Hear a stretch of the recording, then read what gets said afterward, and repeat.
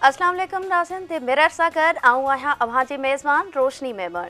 नाज़रीन अॼु असां पंहिंजे प्रोग्राम में हिकु अहिड़े मेगा मंसूबे जो ज़िक्र कंदासीं जेको शुरू थियण खां अॻु ई करप्शन ऐं बद इंतज़ामी जे वर चढ़ी वियो।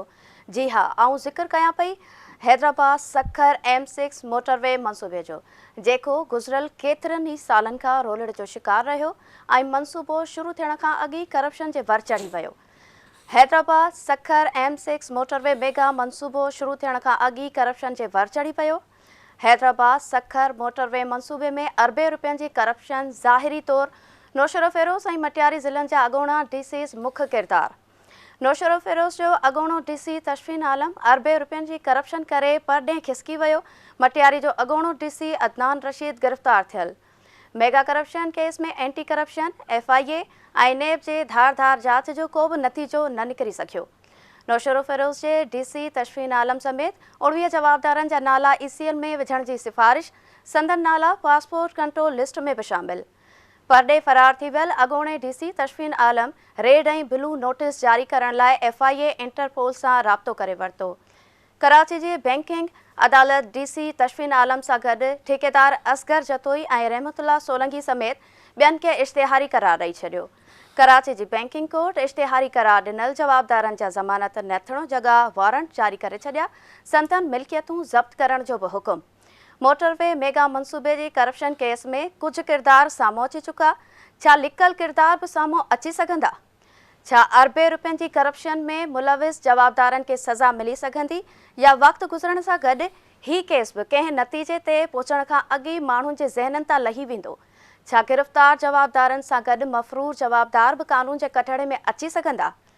छा ज़ाहिर थियल जवाबदारनि सां गॾु लिकल चेहरा बि साम्हूं अची सघंदा, या उन्हनि जा सरपरस्त खेनि पचाए वठंदा? इन्हनि समूरनि सवालनि जा जवाब वठण लाइ इन केस ते कमु कंदड़ सीनियर सहाफ़ी इमदाद सुमरू साहब असां सां गॾु मौजूदु आहिनि। वरी महिरबानी इमदाद साहब, अवां KTN न्यूज़ खे वक़्तु ॾिनो आहे।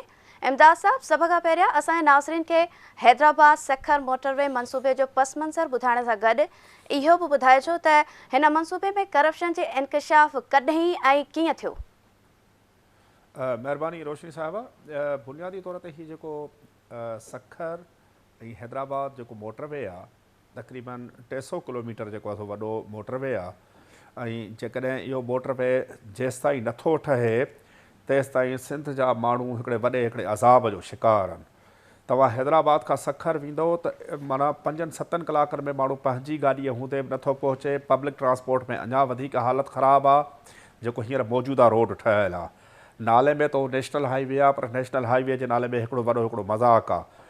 माना सिंध जे माण्हूअ जूं जेका ट्रांसपोर्ट जूं जेके सहूलियतूं आहिनि, जेका बुनियादी ज़रूरत आहे, उन जे लाइ असांखे प्रैक्टिकली इहो नज़र थो अचे त वफ़ाक़ी हुकूमत बि संजीदा कान्हे का, ऐं सिंध जी सूबाई हुकूमत बि संजीदा कान्हे। इन रोड सां इन संजीदगीअ जो माना तव्हां इन मां बि अंदाज़ो लॻाए सघो था त जामशोरो खां जेको सेवण रोड आहे, जेके हींअर खूनी रोड चयो थो वञे, जिते एवरेज हफ़्ते में 3-4 वॾा हादसा था थियनि, उहो बि रोड हिन महिल ताईं मुकमल तौर ते तामीर न थियो आहे। मजबूरी तौर ते सिंध जो माण्हू इन सफ़री सहूलियतुनि जे करे केतिरियूं ई क़ीमती जानियूं हर रोज़ु विञाइनि था। हिकु हादसे में 20 माण्हू, हिकु हादसे में फैमिलीअ जा जेके आहिनि से 15 माण्हू बि असां फैमिलियुनि जा माना ॾिसूं था। जीअं ताज़ो सेवण वटि हादसो थियो। ॿियो जेको हैदराबाद खां कराची जेको रोड आहे मोटरवे, उनखे M9 जो नालो ॾिनो वियो आहे, उहो बि सिंध जे माण्हुनि सां हिकिड़ो वॾो फ्रॉड कयो वियो आहे नेशनल हाईवे अथॉरिटी जे तरफ़ खां ऐं FWO जे तरफ़ खां। इहो जॾहिं रोड ठहियो पिए त तव्हां ॾिठो हूंदो त को अल्टरनेट रोड कोन हो, उन ते बि कई क़ीमती जानियूं ज़ाया थियूं। ऐं साॻी सुपर हाईवे खे जेको हैदराबाद खे कराची सां ॻंढींदो हो, उन रोड खे रिपेयर करे उनखे मोटरवे जो नालो ॾिनो वियो। ऐं सिंध जे माण्हुनि जे घणे इंतज़ार खां पोइ जॾहिं सखर हैदराबाद मोटरवे जी ॻाल्हि साम्हूं आई ऐं उन लाइ जॾहिं पैसा रखिया विया, सिंध जे माण्हुनि तमामु घणो उन ते एहतिजाज कयो, सिंध हुकूमत एहतिजाज कयो। जॾहिं पैसा रखिया विया त हर ज़िले में जेके वेठल माफ़ियाऊं ऐं हचाऊं आहिनि, जेको सियासी रहनुमा, सियासी अॻवान ऐं उन सां गॾोगॾु जेका उते ब्यूरोक्रेसी वेठल आहे, ख़ासि तौर ते रेवेन्यू जी जेका ब्यूरोक्रेसी ऐं सिंध बैंक में जेके ऑफिसर वेठल आहिनि, जेके घणे भाङे या त सियासी तौर ते उन्हनि खे नौकरियूं मिलियल आहिनि, या उहे जॾहिं उते अपॉइंट था थियनि त उहे वॾनि हाउसनि ते वॾनि माण्हुनि खे, सियासी माण्हुनि खे मुक़ररीअ जे लाइ इंटरव्यू ॾेई था अचनि। ऐं रिपोर्टेडली मुबैना तौर ते पंहिंजी पोस्टिंग खां पहिरीं उहे पैसा था ॾियनि ऐं उनखां पोइ हर महीने मुख़्तलिफ़ सियासी माण्हुनि जा किचन हलाइनि था ऐं उन्हनि खे मंथली बि ॾियनि था। जॾहिं इन सूरत हाल में अहिड़े क़िस्म जा ऑफिसर, अहिड़े क़िस्म जा मुलाज़िम रेवेन्यू में, DC ऑफिसुनि में, ॿियनि डिपार्टमेंट्स में ऐं उन सां गॾोगॾु बि सिंध बैंक में असांखे नज़र ईंदा तक़रीबन सभु जो सभु सियासी भर्तियूं आहिनि सिंध बैंक में। शायदि ई को 5% खां घटि ई अहिड़ी का भर्ती हुजे जंहिंमें सिंध जे लाइक़ु नौजवान खे बि मदऊ कयो हुजे, हुनजो माना इंटरव्यू थियो हुजे, हुनजी टेस्ट थी हुजे। तक़रीबन 95% खां मथे जेके सिंध बैंक में भर्तियूं आहिनि, मां ज़िमेदारी सां थो चवां, उहे सभु जो सभु सियासी भर्तियूं आहिनि। भोतारनि जे चवण ते, सियासी अॻवाननि जे चवण ते त सिंध बैंक जंहिं अज़ीम मक़सद लाइ ठाही वई, उहो मक़सदु बि असांखे फोत थींदे नज़र थो अचे। नौशर फ़िरोज़ में तक़रीबन 3-3.5 अरब रुपया सिंध बैंक जे हायर अथॉरिटीज़ पाण इंक्वायरी करे ॿुधायो आहे त तक़रीबन 3.5 अरब रुपया क़ौमी ख़ज़ाने खे नुक़सानु पहुचायो वियो आहे ऐं तक़रीबन 2.52 करोड़ रुपया मटियारीअ में। हाणे जेको तव्हां सुवाल कयो या जेको तव्हां पंहिंजे इंट्रो में ॿुधायो त अदनान रशीद त गिरफ़्तार थी चुको आहे, कुझु चेहरा गिरफ़्तार थिया आहिनि ऐं उन में नेब बि इंक्वायरी करे पई, FIA बि इंक्वायरी करे पई ऐं सिंध जो एंटी करप्शन खातो बि इंक्वायरी करे पियो। हाणे ॾिसणो इहो आहे त फ्रंट ते असांखे नज़र त इहो थो अचे त सिंध हुकूमत वफ़ाक़ी हुकूमत खे लिखियो आहे त हिन जा नाला इंटरपोल में विधा वञनि, पर हिन महिल ताईं सिंध हुकूमत में जंहिं पीपल्स पार्टी जी हुकूमत आहे 100% हुकूमत उन्हनि जी आहे, त उन्हनि जो हिकिड़ो मक़ामी अॻवान आहे नौशर फ़िरोज़ जो, जंहिंजो नालो रहमतुल्लाह सोलंकी आहे, उहो पीपल्स पार्टी जो अॻवान ॿुधायो थो वञे। उहो नौशर फ़िरोज़ जे 3.5 अरब रुपए करप्शन केस में उहो मुलविस आहे। हिन महिल ताईं रूपोश आहे त पीपल्स पार्टी हिकु सियासी जमायत जे तौर ते ऐं सिंध हुकूमत जी जेका आहे सा रूलिंग पार्टीअ जे तौर ते उन पंहिंजे सियासी अॻवान जे ख़िलाफ़ु कहिड़ो क़दम खयो आहे। छा उनखे करे शोकाज़ नोटिस ॾिनो आहे या उनखां सियासी तौर ते उनखां लातइल्की कई आहे या उनजी पार्टी जी मेंबरशिप सस्पेंड कई आहे? बिल्कुलु न कई आहे। हिन महिल ताईं बि सिंध जो एंटी करप्शन खातो असांखे एतिरो सरगर्म नज़र नथो अचे जेतिरो असांखे FIA सरगर्म थी अचे। FIA इन ताशफीन आलम जो जेको नालो आहे उहो बिलू नोटिस ऐं रेड नोटिस जारी कराइण जे लाइ इंटरपोल सां राब्तो कयो आहे। उन जे भेट में सिंध जो जेको एंटी करप्शन खातो आहे असांखे एतिरो सरगर्म नज़र नथो अचे। हाणे ॾिसणो इहो आहे त इहा अकेली जेका करप्शन आहे उहा रेवेन्यू जे मुलाज़िमनि, उहा DC जे वस जी ॻाल्हि न आहे, न को सिंध बैंक जे मुलाज़िमनि जे वस जी ॻाल्हि आहे। सिंध बैंक जो जेको नौशर फ़िरोज़ जो जेको मैनेजर आहे चांडियो साहिबु, उहो ॿुधायो थो वञे त उतां जे MPA जेको चांडियो साहिबु आहे उनजो वेझो अज़ीज़ आहे। के चवनि था सोट आहे, के चवनि था वेझो अज़ीज़ आहे, ऐं उहो तमामु घणो सरगर्म बि आहे ऐं असांखे ज़रियनि इहो ॿुधायो आहे त उहो FIA सां ऐं सिंध जे एंटी करप्शन खाते सां MPA मुमताज़ चांडियो साहिबु राब्ते में आहे। असां जी ख़्वाहिश इहा हूंदी त मुमताज़ चांडियो साहिबु ऐं पीपल्स पार्टी जी क़यादत बि अचे त हिन मामले में ॿुधाए त रहमतुल्लाह सोलंकी या मुमताज़ चांडियो जो जेको सोट आहे, जेको सिंध बैंक जो मैनेजर आहे, उनखे छॾाइण जे लाइ कोशिशूं थियनि पियूं, इहो छो थियूं थियनि, या जेकर पीपल्स पार्टी जे अॻवान जो कंहिंजो नालो थो अचे त उनखे बचाइण लाइ कोशिशूं छो थियूं थियनि। मां तव्हांजो थोरो टाइम वठंदुसि, उन ते थोरो इहो ॿुधाईंदुसि त डिप्टी कमिश्नर जेको ताशफीन आलम आहे, जेको बाकू आज़रबाईजान में भॼी वियो आहे ऐं उन सां अलावा जेको अदनान रशीद आहे, उन जा जेके वेझा ज़रिया आहिनि, उन्हनि जा जेके मिट माइट आहिनि, उहे इहे ॿुधाइनि था त असांजा ॿई जेके डिप्टी कमिश्नर साहिबान, असिस्टेंट कमिश्नर साहिबान ऐं रेवेन्यू जा जेके ऑफिसर आहिनि, उहे ट्रैप थी विया। उन्हनि सां सियासी माण्हुनि राब्तो कयो, उन्हनि सियासी माण्हुनि राब्तो कयो जिन उन्हनि खे मुक़ररु करायो। इन ॻाल्हि जी बि तहक़ीक़ात जी ज़रूरत आहे त ताशफीन आलम गुज़िरियल 6 सालनि खां कहिड़े सियासी अॻवान उनखे उते मुक़ररु करायो हो। जेको असिस्टेंट कमिश्नर ट्रेनिंग बि उते रहियो, उनखां पोइ असिस्टेंट कमिश्नर थियो, उनखां पोइ एडिशनल डिप्टी कमिश्नर 1 थियो, उनखां पोइ उनखे डिप्टी कमिश्नर जी चार्ज लॻाई। मजमूई तौर ते अदनान रशीद जो, ताशफीन आलम जो नौशर फ़िरोज़ में जेको सर्विस जो पीरियड आहे उहो 7 सालनि जो आहे, त उन सियासी हथ खे बि वाइखो करण जी ज़रूरत आहे जे हुनजी मुक़ररीअ में मदद कई। उनखां अलावा इन्हनि जे जेको माइटनि जो वेझनि सोर्सिस जो, उनजे ज़रियनि जो इहो चवणु आहे त उन्हनि खे सियासी अॻवाननि इहा यकीन दहानी कराई त तव्हां पंहिंजे हिसे जो 50 करोड़ 60 करोड़ रुपया खणो, बाक़ी पैसा असांखे ॾियो, त जेके बि खातेदार आहिनि त उन्हनि खे असां पाण पेमेंट करे तव्हांखे रिकार्ड सिधो करे ॾींदासीं।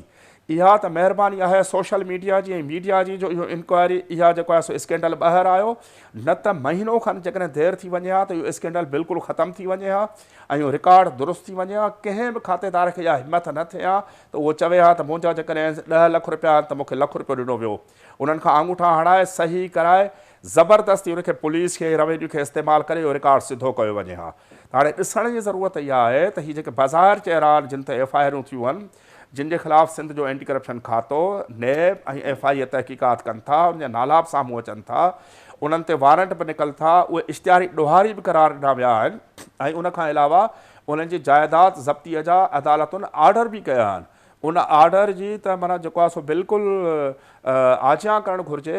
हिकु ॻाल्हि मां पंहिंजे नाज़रीन लाइ वज़ाहत कयां त हीअ जेका प्रॉपर्टी ज़ब्त कई वई आहे, जंहिंखे अदालत जी ॿोली में प्रॉपर्टी अटैच चयो थो वञे, त हाणे उन में हिकु वधीक बहितरी इहा आई आहे इन कानून में त उनमें उनजी जेका डिजिटल प्रॉपर्टी हूंदी उहा बि ज़ब्त थींदी। डिजिटल प्रॉपर्टी मां मुराद इहा आहे त उनजो शनाख़्ती कार्ड बि ब्लॉक थींदो, उनजो पासपोर्ट बि ब्लॉक थींदो ऐं उनजा बैंक अकाउंट बि सीज़ थींदा। ऐं इनखे इन कोर्ट जे आर्डर खे सही लेटर एंड स्पिरिट सां अमल कराइण जी ज़रूरत आहे त जीअं इन्हनि माण्हुनि जा ताशफीन आलम त मुल्क खां ॿाहिरि भॻल आहे, उन सां गॾोगॾु जेको असगर जतोई आहे NH जो ठेकेदार ॿुधायो थो वञे, ऐं रहमतुल्लाह सोलंकी आहे ऐं ठारो ख़ान सोलंकी जेको तपेदार आहे, ऐं रहमतुल्लाह सोलंकी जेको पीपल्स पार्टी जो अॻवान आहे, इन्हनि जा अकाउंट बिल्कुलु सीज़ थियणु घुरिजनि, इन्हनि जा पासपोर्ट ज़ब्त थियणु घुरिजनि ऐं इन्हनि खे गिरफ़्तार करे कानून जे कटहरे में आंदो वञे। जी अच्छा इमदाद साहब, इहो बि ॿुधाइजो त एॾे वॾे मेगा मनसूबे में करप्शन जी जांच लाइ एंटी करप्शन FIA ऐं नैब जूं धार टीमूं जोड़ण जो छा मक़सदु आहे? इहो बहितर न हूंदो त इन मनसूबे लाइ का JIT जोड़ी वञे हा?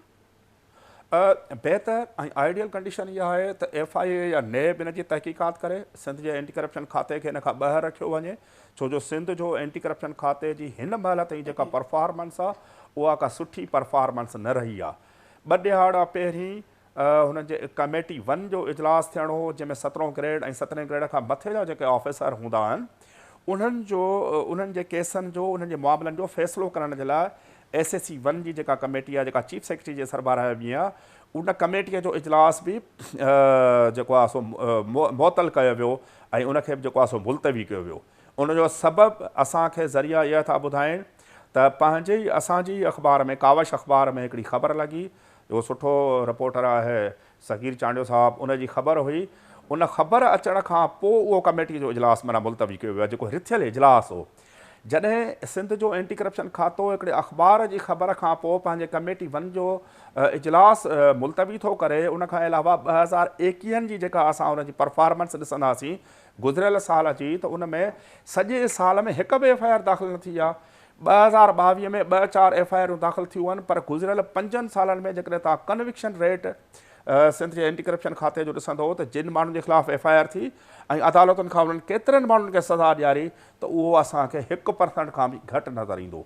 उनखां सवाइ सिंध जो जेको एंटी करप्शन खातो आहे, उनजो जेको चेयरमैन साहबु आहे शेख साहब, नवाज़ शेख साहब, उहो बुनियादी तौर ते हिकु हुनजे सियासी दबाव जो शिकार आहे ऐं एंटी करप्शन खातो मुकमल तौर ते सियासी खातो आहे, जेको हुकुमराननि जे तरफ़ खां पंहिंजे मक़सदनि लाइ इस्तेमालु थो थिए। त इन खाते खे उनखां बिल्कुलु ॿाहिरि कढियो वञे।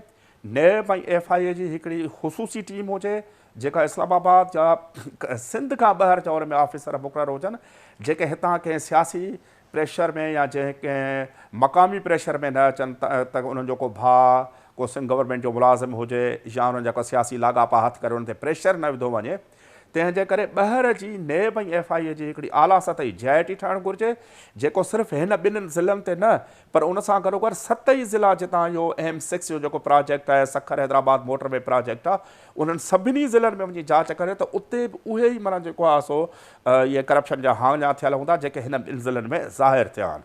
तंहिंजे करे बहितर जेका आहे, जीअं तव्हां पंहिंजे सुवाल में चयो, त बहितर इहो आहे त FIA ऐं नैब जी का स्पेशल JIT ठहे, जेका हिनखे इन्वेस्टिगेट करे ऐं उन्हनि माण्हुनि खे बाक़ाइदे सही तरीक़े सां प्रोसिक्यूट करे ऐं कोर्टनि मां सज़ा मिले, त जीअं ॿियो को बि भली उहो कामोरो हुजे, सियासी माण्हू हुजे, मिडिल मैन हुजे ऐं उन्हनि जो एजेंट हुजे, उनखे इहा ज़रूरत न थिए त इहा सरकारी ख़ज़ाने सां हीअं अरबनि रुपयनि जो उनखे खाट न लॻाए सघे। जी बिल्कुलु इमदाद साहब, जीअं पाण ज़िक्र कयोसीं त हिन मनसूबे जा मुख्य किरदार त ज़ाहिरी तौर 2 ज़िलनि जा DCs, कुझु ठेकेदार, मक़ामी सियासी अॻवान ऐं सरकारी ऑफिसर नज़र अचनि था, पर छा हिन समूरी कहाणी पुठियां के लिकियल किरदार बि आहिनि? बिल्कुलु रोशनी साहबा, लिकियल किरदार आहिनि, उहे एतिरा लिकियल बि कोन्हनि के। सिंध जे बचे बचे खे ख़बर आहे, एंटी करप्शन वारनि खे ख़बर आहे, FIA खे ख़बर आहे, नैब खे ख़बर आहे। मां पंहिंजी मुकमल ज़िम्मेदारी सां थो चवां त नैब ऑर्डिनेंस अचण खां पोइ नैब जा त हथ पेर कटिजी विया आहिनि। नैब में हींअर उहा ताक़त न रही आहे त उहे कंहिं बाअसर माण्हू ते हथु विझे। ऐं उनखां अलावा FIA जेका आहे, FIA शहीद बेनज़ीराबाद जेका FIR कटी आहे, या FIA हैदराबाद ज़ोन उनखे करे पई, त उन में बि हींअर का सख़्त नाहे। छो जो FIA ज़ोन जो ऑफिसर त तमामु लाइक़ु आहे हमीद भुट्टो साहब, पर हमीद भुट्टो साहब पाण हिकिड़ी सियासी भर्ती आहे। 88 या 99 में हू बि पीपल्स पार्टी जो जियालो हो, ऐं उनजे बुनियाद ते ई हू FIA में असिस्टेंट डायरेक्टर थियो, ऐं उनखां पोइ तरक़ी हासिलु कंदे हींअर डायरेक्टर जी सीट ते आहे। त मां नथो सम्झां त हमीद भुट्टो साहब जी सरबराही में जेका FIA हैदराबाद ज़ोन कमु करे थी, त उहा इन केस सां सही इंसाफ़ करे सघंदी। ऐं उन्हनि असुल जेके लिकियल चहिरा आहिनि, जेके बज़ाहिर लिकियल आहिनि, नैब FIA ऐं एंटी करप्शन जे पेपरनि में लिकियल आहिनि, पर सिंध जे बचे बचे खे ख़बर आहे त मटियारी में ट्रांसफर पोस्टिंग केरु कराईंदो आहे, मटियारीअ में DC केरु मुक़ररु कराईंदो आहे, मटियारी में इंजीनियर्स केरु मुक़ररु कराईंदो आहे, ऐं मटियारी में SSP कंहिंजी सलाह मशवरे खां पोइ अचे थो। हिन केस जो, मटियारीअ जे केस जो सभ खां जेके अहम 3 किरदार आहिनि, मुमताज़ शाह, मुसरत जाफ़री ऐं असलम पीरज़ादो, जिन मां असलम पीरज़ादे त पंहिंजी हिफ़ाज़ती ज़मानत कराई आहे। उनजे बावजूदि टिन्ही एजेंसियुनि मां का बि एजेंसी कान्हे जेका असलम पीरज़ादे खे गिरफ़्तार करे ऐं उनखां उनजे किरदार जे बारे में पुछे। मुबैना तौर ते असांखे ज़रियनि जो इहो ॿुधाइणु आहे त इन्हनि टिन्ही माण्हुनि जो किरदारु आहे, जिन डिप्टी कमिश्नर सां सौदो कयो, जिन डिप्टी कमिश्नर खां पंहिंजो हिसो वरितो, पाण पंहिंजो कट रखियो, ऐं उनखां अलावा पाण खां जेके मथियां उन्हनि जा जेके सरपरस्त आहिनि, उन्हनि ताईं उहे पैसा पहुचाया आहिनि। त हिननि टिन्ही किरदारनि खे हिन महिल ताईं हथु न लॻायो वियो आहे। ऐं असलम पीरज़ादे जे लाइ त इहो आहे त NICL में जेका अरबें रुपयनि जी जेका करप्शन थी, उन में बि हीउ मुख्य जवाबदार हो, ऐं मुख़्तलिफ़ दौरनि में हीउ करप्शन जे मुख़्तलिफ़ मामलनि में मुलविस रहियो आहे। मुसरत जेको जाफ़री साहब आहे, जेको बेसिकली मुसरत मल्लाह हुआ, उनजे लाइ बि घणियूं ॻाल्हियूं साम्हूं अचनि थियूं त हू पुलिस जी ट्रांसफर पोस्टिंग खां वठी करे उते मैनपुरी, मंशात ऐं गुटके जे वापार में मुलविस आहे। ऐं मुमताज़ शाह हिकिड़ी कंहिं वॾी सियासी गादीअ जो प्रेस तर्जुम पंहिंजो पर्सनल असिस्टेंट आहे, या उहो ट्रांसफर पोस्टिंग में विच वारो किरदारु अदा कंदो आहे। ॿिए तरफ़ असां नौशर फ़िरोज़ में अचूं था त उते जेके आङिरियूं खजनि थियूं, उहे सिंध जे वॾे हिकिड़े हाउस लाइ, नवाब शाह जे हिकिड़े वॾे हाउस लाइ थियूं खजनि। उन हाउस जो जेको कर्ता धर्ता आहे, ज़िया लंजार साहब जो नालो माना बारहा माना साम्हूं थो अचे सोशल मीडिया ते ऐं ज़रिया असांखे ॿुधाइनि था त जेके आङिरियूं खजनि थियूं उहे ज़िया लंजार साहब ॾे खजनि थियूं। त ज़िया लंजार साहब ताशफीन आलम खे असिस्टेंट कमिश्नर मुक़ररु करायो, उनखां पोइ एडिशनल डिप्टी कमिश्नर बनायो, उनखां पोइ डिप्टी कमिश्नर जी मुक़ररी कराई।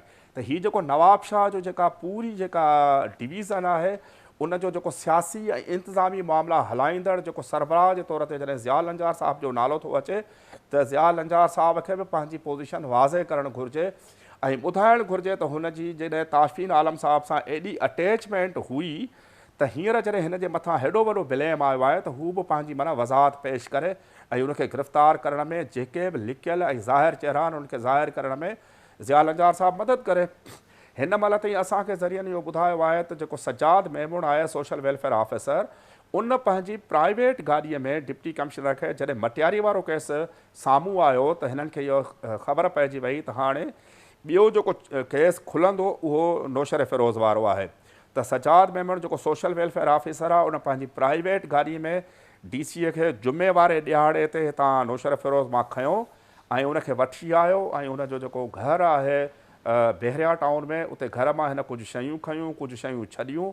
उनखां पोइ उनजो जेको सालो आहे ताशफीन आलम जो, सजादुल हक़ नालो आहे, उहो बि उन्हनि सां गॾु हलियो ऐं हुनखे एयरपोर्ट ते वठी आया। एयरपोर्ट ते FIA हुनजी सही तरीक़े सां जांच जूच न कई ऐं अहिड़े तरीक़े सां अरबें रुपयनि जो मेन मुलज़िम, मेजर जेको अक्यूज़ड आहे, उहो मुल्क खां फ़रार थियण में कामयाबु थियो।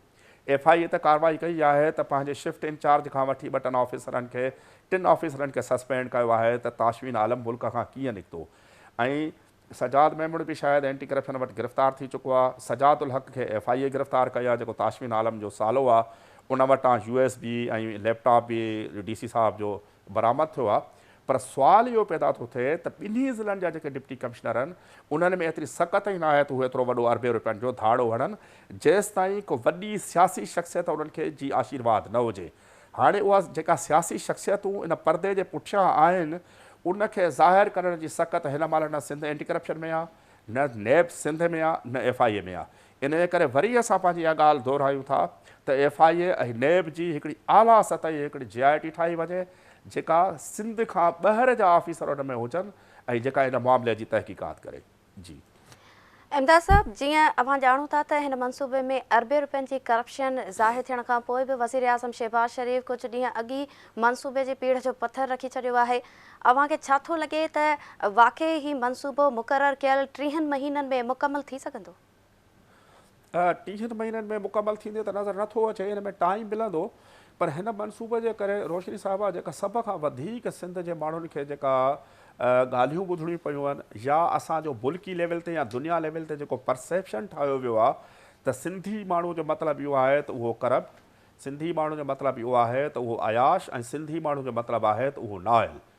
त भली उहो डिप्टी कमिश्नर साहिबान पंजाबी आहिनि पर उन्हनि खे मदद कंदड़, उनजे पुश्त पनाही कंदड़, उन्हनि खे मुक़ररु कराईंदड़ उहे त असां सभु पाण सिंधी आहियूं।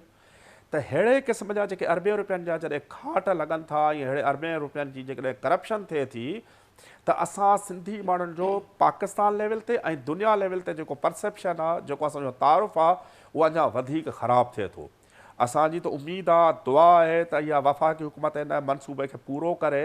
पर जीअं कराची हैदराबाद वारो जेको मोटरवे जे नाले में सिंध जे माण्हुनि सां फ्रॉड कयो वियो त हीअ मोटरवे बि असांखे मुकमल टाइम ते पूरो थींदे नज़र कोन थो अचे। हींअर त जेका PDM जी हुकूमत आहे में पीपल्स पार्टी ऐं आसिफ ज़रदारी साहब उनजा कर्ता धर्ता आहिनि त उहे पंहिंजो प्रेशर विझराइनि त जीअं इहो रोड जल्दी ठही सघे। सियासी तौर ते जेसिताईं इहो प्रेशर न वेंदो, सिंध हुकूमत जो प्रेशर न वेंदो, पाकिस्तान पीपल्स पार्टी जो प्रेशर न वेंदो त इहो मनसूबो असांखे जल्दी मुकमल थींदे नज़र नथो अचे। जी अच्छा इमदाद साहब, जीअं त माज़ी में बि हीउ मनसूबो लाॻीतो सियासत ऐं बद इंतिज़ामिया जे वर चढ़ंदो रहियो आहे, हाणे अव्हांखे छा पियो लॻे त करप्शन जे एॾे वॾे स्कैंडल खां पोइ हाणे इन मनसूबे में का रुकावट न ईंदी ऐं इहो मनसूबो वक़्त सिर मुकमल थियण सां सिंध वासियुनि जो सफ़री मुश्किलातूं कंहिं हद ताईं ख़तमु थी वेंदियूं? रोशनी साहिबा ॾिसो, जेकॾहिं फेडरल गवर्नमेंट चाहे, छो जो हीउ 400 अरब रुपए खां वॾे जो प्रोजेक्ट आहे, उन में जेकॾहिं 2-4 अरब रुपयनि जी जेकॾहिं करप्शन थी आहे त उन सां मजमूई तौर ते हिन मनसूबे ते असरु न पवणु घुरिजे। पर जेकॾहिं फेडरल गवर्नमेंट सिंध सां सिंसियर न आहे ऐं महसूसु थींदो आहे त वफ़ाक़ी हुकूमत सिंध जे मनसूबनि सां का दिलचस्पी न रखंदी आहे। असांजी बदकिस्मती इहा आहे त असां वटि वन पार्टी सिस्टम आहे, सिर्फ़ु पाकिस्तान पीपल्स पार्टी आहे। पर पाकिस्तान जूं जेके वॾियूं सियासी जमायतूं आहिनि जंहिंमें मुस्लिम लीग नवाज़ आहे ऐं पाकिस्तान तहरीक इंसाफ़ आहे, इहे ॿ वॾियूं जेके जमायतूं आहिनि इन्हनि खे बि सिंध सां का बि दिलचस्पी कोन्हे का। सभ खां त सिंध जे मामलनि खां त असांजी पंहिंजी पीपल्स पार्टी जेका 15 सालनि खां वठी लाॻीतो इक़्तिदार में आहे उनखे बि का सिंध जे मामलनि सां दिलचस्पी न आहे। छो जो 2008 खां वठी 2013 ताईं जॾहिं पीपल्स पार्टी जी हुकूमत हुई त सिंध में हिकिड़ो वॾो प्रोजेक्ट बि न थियो। आसिफ ज़रदारी साहब मुल्क जा मुल्क जा सदर हुआ त सिंध में का वॾी का असांखे विज़िबल चेंज नज़र न आई। न को वॾो को कारखानो लॻायो वियो, न को वॾो को प्रोजेक्ट ॾिनो वियो। इहो मोटरवे जे नाले में जेको फ्रॉड आहे इहो नवाज़ शरीफ़ जी हुकूमत में थियो। अबरो सबरो रोड जेको मिलियो उहो नवाज़ शरीफ़ जे दौर में मिलियो। त हिकु अहिड़े दौर में जॾहिं वफ़ाक़ी हुकूमत असांखां लातालुक़ हुजे, उनजो सिंध जे मामलनि सां को तालुक़ु हुजे न हुजे, वफ़ाक़ी हुकूमत जो सिंध जे मामलनि सां सिर्फ़ु इहो तालुक़ु आहे त उतां टैक्स वॾो वधीक थो अचे ऐं उतां टैक्स कलेक्शन करणी आहे, बंदरगाहुनि तां टैक्स कलेक्ट करणी आहे, सिंध जे माण्हुनि खां टैक्स वठिणो आहे ऐं ठाहिणो संवारणो सिर्फ़ु ऐं सिर्फ़ु पंजाब खे आहे। नवाज़ लीग ते अॻ ई इल्ज़ाम आहे त उहा GT रोड जी पार्टी आहे, त हुन अमली तौर ते साबित बि इहो कयो आहे त उहो GT रोड ऐं सेंट्रल पंजाब जी पार्टी आहे। तहरीक इंसाफ़ जी त का कल्ह असांखे सिधी नज़र नथी अचे।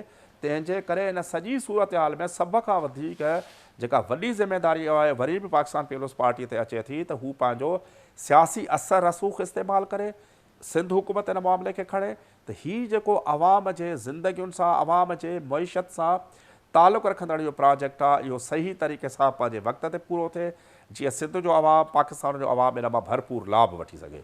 जी वॾी महिरबानी इम्तियाज़ साहब, नाज़रीन सीनियर सहाफ़ी इम्तियाज़ साहब इन हवाले सां असांखे ॼाण ॾेई रहियो हो। जॾहिं त नाज़रीन असां कोशिशि कईसीं त MP मुमताज़ चांडियो साहब खां बि उन्हनि जो मौक़िफ़ साम्हूं अची सघे, उन्हनि सां राब्तो करण जी कोशिशि कईसीं, पर राब्तो असांजो न थी सघियो। अॼोके प्रोग्राम में फ़िलहालु एतिरो। ईंदड़ प्रोग्राम में कंहिं ॿिए इशू सां गॾु अव्हां जे साम्हूं हाज़िर थींदासीं। तेसीं ताईं पंहिंजी मेज़बान रोशनी मेमण खे ॾींदा इजाज़त। अला वाही।